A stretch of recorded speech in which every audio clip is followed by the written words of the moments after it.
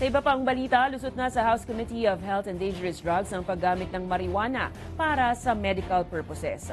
Batay sa panukala, tanging mga lisensyadong doktor lang ang maaaring mag-administer sa mga pasyenteng may debilitating disease o malubhang sakit. Maaari rin magamit ang medical cannabis sa non-debilitating disease tulad ng insomnia, severe insomnia at anxiety. Habang oras na hindi lisensyadong doktor ang gagamit ng naturang gamot, pagmumultahin ito ng 500,000 pesos hanggang 1 million pesos at maaaring makulong ng 6 na buwan hanggang 6 na taon.